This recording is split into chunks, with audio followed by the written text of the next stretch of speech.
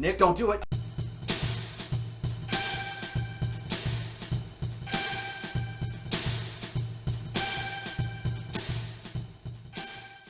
And welcome back to the show. I'm one of your hosts, Kyle Goethe from GoatFilmReviews.com. I'm Nick from the St. Paul Filmcast, and thanks again for finding us. Thanks for watching. Go ahead and hit the like and subscribe button. You can follow the show on Twitter and on Instagram. Today we're going to talk about a very polarizing movie, which is Adam McKay is fine to do. Mm-hmm. He's fine doing that. That's what he wants to do. It's Don't Look Up. Yeah, so Don't Look Up is about Cate Blanchett, who is a low-level astronomy grad student who has just discovered a comet and, with the help of her professor, learned that the comet is heading straight to Earth and will end all life in 6 months. As they try to convince the selfish and image-focused White House and ride the media circuit trying to explain the enormity of the situation, they are met with corrupt backlash, trending wars, and conspiracy theorists, all the while dealing with the impending doom. All right, so this movie definitely wants you to think it's a very heavy political movie, but I think it's more about the human interaction overall. Mm-hmm. Everybody's kind of repulsive in this movie. There's really no good person in this, other than you can say maybe Jennifer Lawrence, but yeah, character who the comet's named after. Yeah. But yeah, she's the one that's probably maybe lost in the whirlwind of what's going on as well. Yeah, she's the one who doesn't know how to play an angle. She doesn't know how to use. And she shouldn't have to. She's the one who should be like, I'm telling you this, and we all believe it, freak out for a little bit, and then solve the problem. Yeah, media training. Yeah. We didn't learn it. Nope, we didn't. But I haven't yelled at any of you yet, so we're we haven't been a meme yet, so maybe that's why we're not famous. That's true. That's true. That's the point of the movie. You got to be a meme to know being somebody. When I think that's the central problem that I had while watching the movie, because again, I liked the movie. I thought it was pretty good. Yeah, I liked the movie. My thing is I'm coming off of Vice and The Big Short. Big Short I really enjoyed. Vice, I loved Vice because the way that he uses comedy to showcase his perspective on things, and even he makes a whole movie about a guy he loathes in Vice. It makes him almost endearing. Yeah, and makes someone that you care to follow for 2 hours and 10 minutes. That's a lot. That's hard work to do. What he gets with this here is he's combining a lot more of his absurdist comedy from his earlier work, things like Anchorman, Talladega Nights, Step Brothers, with his more hard-hitting, trying to win you over by giving you some depressing stuff with Don't Look Up here. And that's kind of that mixture that I don't know if it melds the way that I want it to. And it might be too a little more Teresa for people to I don't want to laugh at this yet because we just witnessed this. Yep. There's a deadly comet coming. Oh, how about the celebrity relationship? Yeah. Right. Well, and I think the problem is they were using this comet idea to make a movie about climate change. That was the initial idea. And in the middle of it, during all this, we have a pandemic where we see not only just what we've done with climate change be affected by the comet, but what we did during the pandemic, which feels oddly prescient of what's going on. It reminds me of I finally made the jump last month and I watched Contagion for the first time. I was like, I've made it through enough of this pandemic, I can watch Contagion. And that movie shocked me by how much it got right about the human condition during a viral outbreak. Yeah, because it's deadly. How deadly. Yeah, whereas this movie then, it hits it to a point where this just may not be the right time for this movie to have come out. But unfortunately, the ball is already rolling. Especially for the industry that we talk about, timing is everything. Right, I was like, my wife and I watched it, but it's still kind of it's still a little too fresh of the absurdity crap that we had to deal with during a pandemic. And I turned to her and go, they're going to think that this is a benefit, this comet coming. And it's like, there it is. It's a benefit. Right, which, hey, Mark Rylance is doing perfect Mark Rylance in this. He's great because I like that a lot of these people are, they're archetypes for other people, kind of like when we talked about Licorice Pizza. A little bit this, a little bit that, yeah. They and they're playing someone in their realm who's just 2 notches higher. Mark Rylance had played a kind of a company magnate in Ready Player One, but he played it again in a super kind of heartwarming, nerdy character. And in this one, he's playing it to the opposite, where he doesn't get along with people to the point where he's going to just make some money off of it. It's kind of like the guy the cult family leader that they all kill themselves that they're going to ride the comet. Yeah, he's very much like that Applewhite guy. The cult leader. That's very. Yeah, that's true. And trying to be unoffensive, but really just repulsive. And back to the Rylance thing. I mean, the character he's playing is very much. I mean, I think they say he's the richest person in the world, or third richest person in the world, and so what's he focused on? I could make money off this. Yeah. You have enough. Like, that's maybe the thing, is I wanted to yell at my TV screen so much watching this movie, because most of the people just pissed me off in the movie. So I couldn't laugh at certain elements, and then the absurdist stuff worked for me because it came out of nowhere. But like the more like grounded comedy that I think kind of like fits into his style approach didn't work as much because I was just so mad. The other thing I got mad about was there's Cate Blanchett should really knock this out. There's not enough she can work with, but what she has just really kills it. I really think you should have something a little bit more tangible with her, other than just swooning over every guy kind of a thing. And she's so effective in the movie. It's almost like I would almost base the movie around her and Meryl. Yeah. What I bought into with her was the way that her performance highlights Leo's performance more. I love that when they do their first media thing, when DiBiase freaks out and leaves and she becomes a meme, but then his meme is AITF or something like, or like the the attractive astronomer, and it's like, of course that's what they're going to take away from it, is hot DiCaprio. Yeah, and then he's like, I got to chuckle at that. I'm attractive. What the hell? Yeah, and it's funny that I was reading that they were told the makeup and wardrobe and hair all combined to say that their goal was to make him as bland and sexless as possible.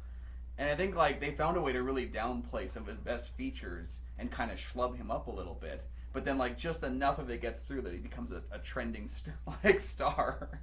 So I think elements of it really work. I like Leo in the movie. I think actually he plays to the comedy pretty well. And he also takes kind of a back seat and lets other people around him. He doesn't really stand out very much, but he actually the right chemistry to make sure he's holding court, obviously, a lot of the time. His name is clearly on the top of the credits, but I think he's more of a supporting role to Lawrence in the film, and I think he also lets other people shine, which is really great, because that's something he did really great in Once Upon a Time in Hollywood, was let Brad Pitt take the whole movie, you know? Yes, he did. He allowed him to do it. Another person in this movie is Jonah Hill, which does a lot for what his little bit he can do.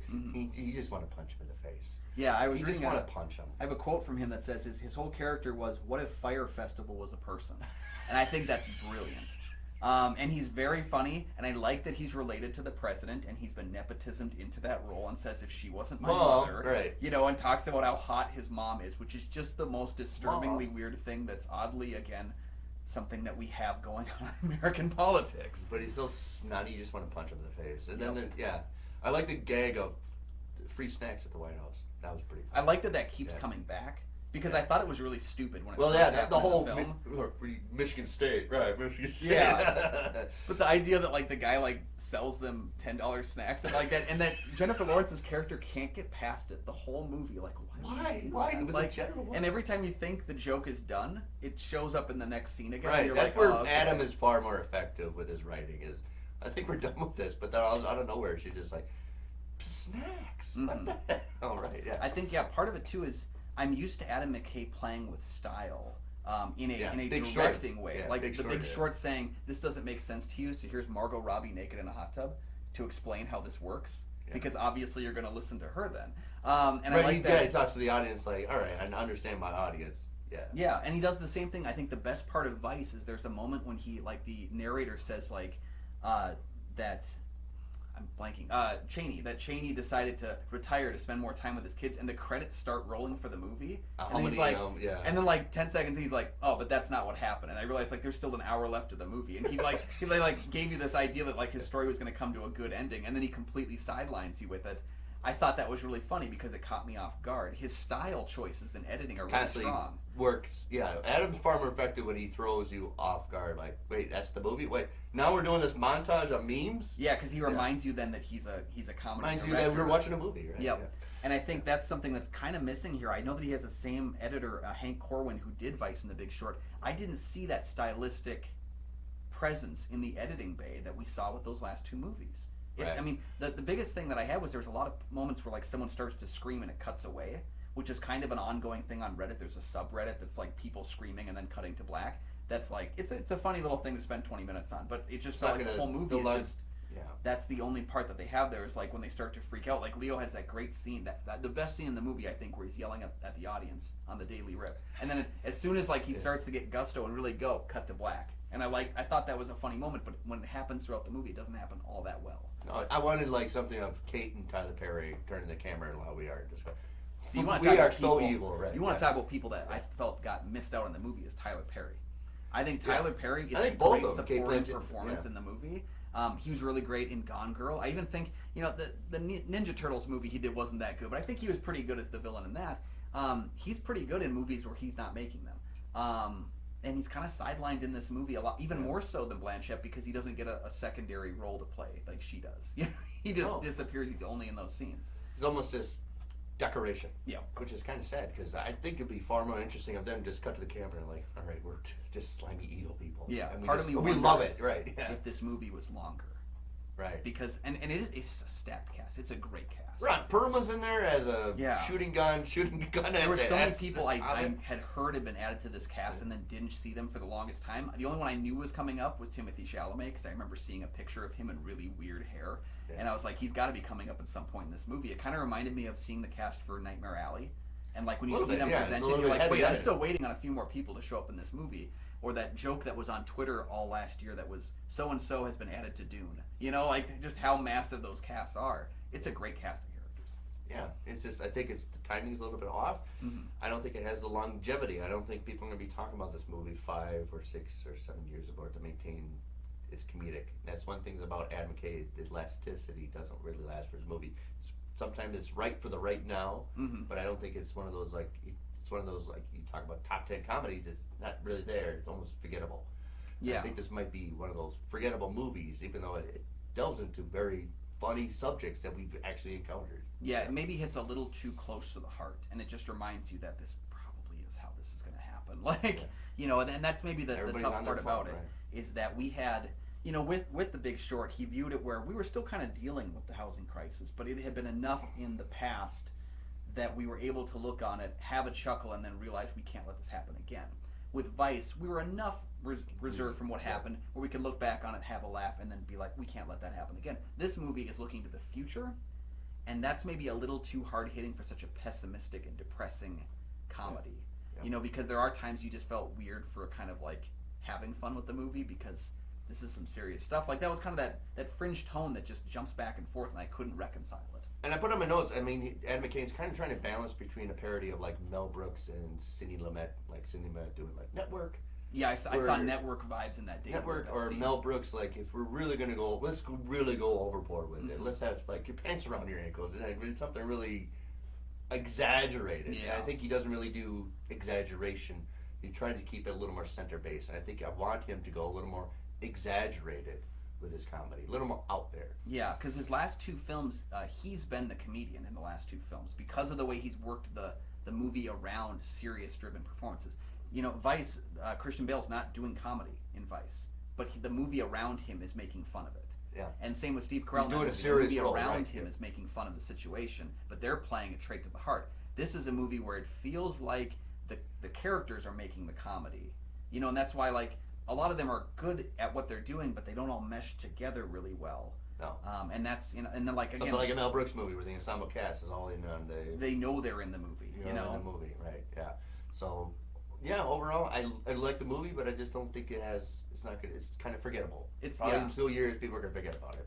I think it's funny that this movie has created such a discussion on Twitter about, like the message. Again, I agree with the message. The movie's a little bit more mixed with me, but people like talking about how like film critics who don't like this movie are bad because they're against solving climate change, and it's like it's not at all. It's like the movie is mixed. Human being, all of them, human beings, whether you're this or this side of the aisle, are awful. Yeah. And it takes no prisoners. Everyone is a bad person in this movie except for. We're not talking about a comet that's coming in 6 months is going to kill everybody. Well, this celebrity just broke up with somebody. Let's put that front page first, right? And one thing Adam McKay does really well throughout the movie is that he gives us slight hope. Like every once in a while, that like, we're gonna fix it, and then he just jabs us, and that again, like, is funny for the moment, and then incredibly depressing for the moment. Because I also see a lot of parallels from what we've gone through in the past 2 years in this movie, and it makes it kind of a harder watch. Not as hard as a movie like Songbird, which directly addressed COVID by making a COVID 2023, which just tells you that we're gonna be in this forever and ever.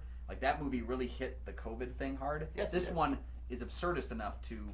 You can kind of get past some of the depressing feelings at times. So it's something like Dr. Strangelove.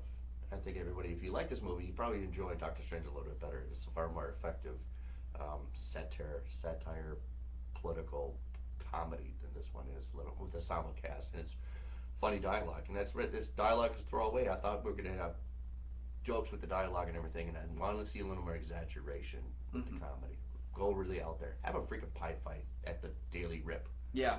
You know? Well, and going back to this incredible cast of people, I want to highlight one person who never gets highlighted in these casts, and he always shows up, and that's Rob Morgan, who plays Dr. Teddy Oglethorpe, who works at NASA. Yeah. He is a performer who consistently does not get discussed. He was in The United States versus Billie Holiday, Mudbound. He was in Just Mercy. He's in all of these great movies as a character actor, and he gets to shine in this movie, but again, he gets kind of like lost in the shuffle of all these great people. He does some great work in the movie, and his comedy is so subtle. Listen, like, it's the best kind of comedy for this movie because it's a grandiose movie with subtle comedy. It's called a planet killer.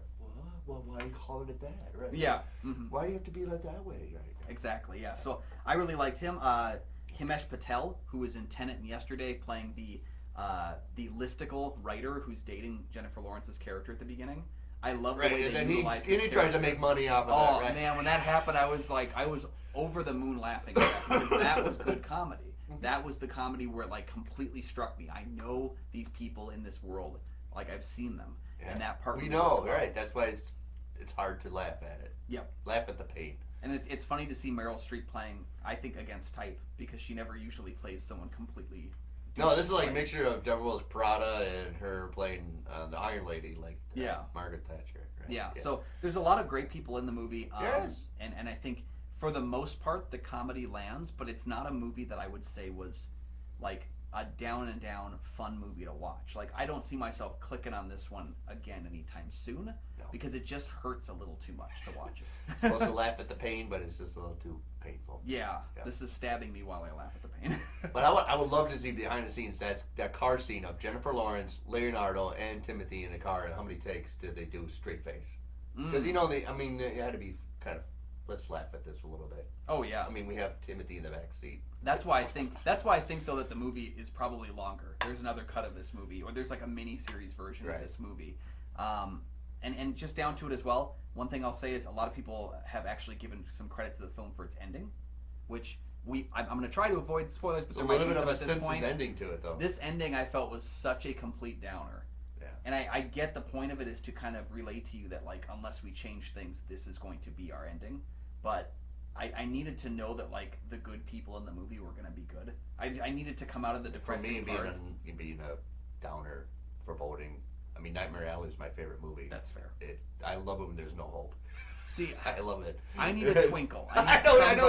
You need a little. Just give me something of somebody. Yeah. I can't spend 2.5 hours and then have somebody be like, "Oh, and by the way, it sucks still." Like, because again, that's what Adam McKay does. Is at the end of his last couple movies, even his comedies, he hits you with an iota of hope. Even someone simply like talking to the camera and saying, "We need to do this." Yeah, he doesn't do that in this movie. No, there's nothing. He punishes people for giving up.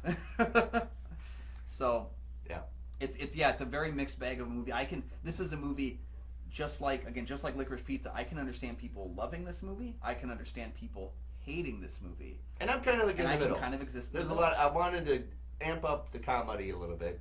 Go a little more Mel Brooks on the comedy. Mm-hmm. You know, give it a little more Valleys and laugh out loud. But I learned he tries to make it a little more centered, a little more like Network, where we're just, hey, what the hell's going on? And we watched this movie a couple days past the like premiere where everybody was hitting on this movie, because I think it almost has that Hangover effect where there was people who saw the Hangover before anyone else did and said it was brilliant, and then the people they told to went and saw it and said it was terrible, and it kind of like feeds that. I think this might have been on my top 10 most anticipated for last year, and this movie might have been on that, and I love Adam McKay's style on these last couple of movies. This might have been on that list. And had I seen it on December 24th when it dropped, I might have had a very different reaction. But part of me was kind of tempered by, just like timing of the movie, tempered by the expectations of everyone just hating on the movie so much that I was like, it's not that bad. It's okay. Yeah. All I learned is you need media training. We do. In this show, we need media training. So have you seen Don't Look Up? Have you looked up? Yeah. Have you looked up Look anything since seeing the film?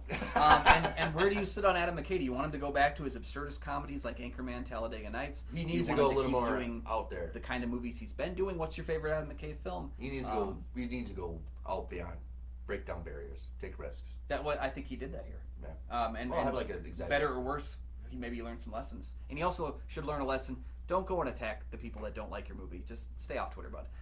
But let us know in the comments your thoughts on Don't Look Up. And then while you're down there, don't forget you can like the video. It helps us out a ton. Oh. Subscribe to the video, which helps you out a ton because you'll never miss an episode. And as Nick pointed out as well, check out that Patreon link down in the description. Yeah, if you want can to help us suggest pick a the new next Vice movie. or anything, you know. Yeah, you have that opportunity to join the Patreon down in the link below, and you also get things like Picks with Kyle and Nick, our monthly show where we give you movie recommendations within a specific world. Patreon exclusive add-ons and all those kinds of things are available down in that link, so go ahead and click that link below and check it out. And once again, you can check out my film reviews on goatfilmreviews.com. You can find my show, the St. Paul Filmcast, on the internet. Nick, I'm doing it again. Don't. We're doing it